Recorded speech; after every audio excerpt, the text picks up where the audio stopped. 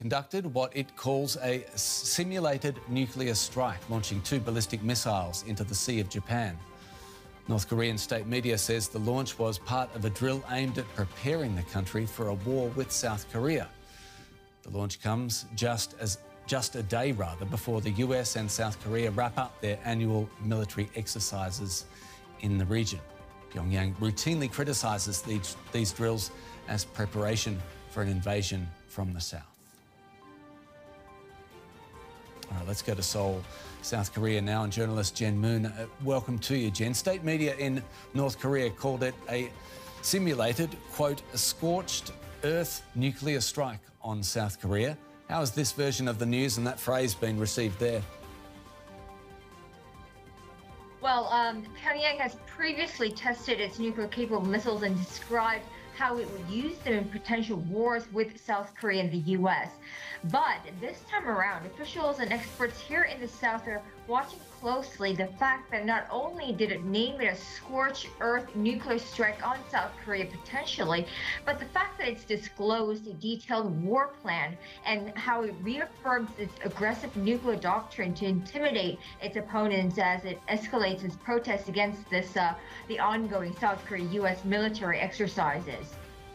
Yeah, Jen, you talk about the detail. Reports of this simulated attack went into significant detail.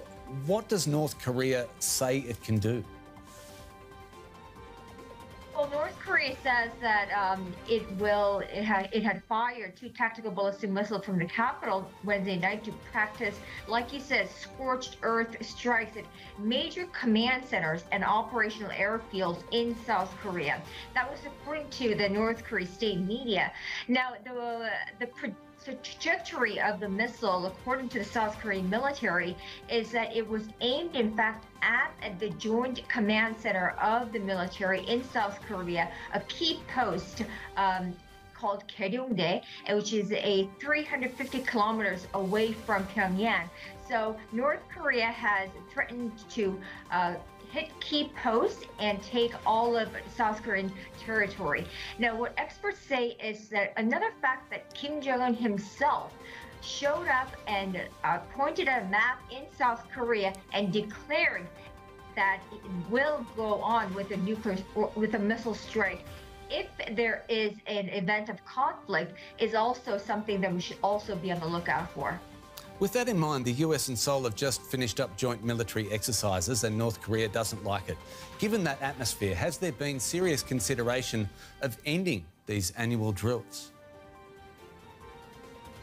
Now, I don't know if you remember, but before the current administration here in South Korea, which came into power in May last year, the more liberal Moon Jae-in government had been trying to downsize these South Korea-U.S. military exercises, despite U.S.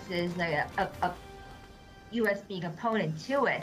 And there had been computer simulated exercises only for a few years, not only just because of COVID-19, but also because the South Korean government had wanted to mend ties with North Korea that way. Now, since then, since this conservative government came into power here in South Korea, which is more hardline policy against the North, it has added field exercises to the currently ongoing, which ended today.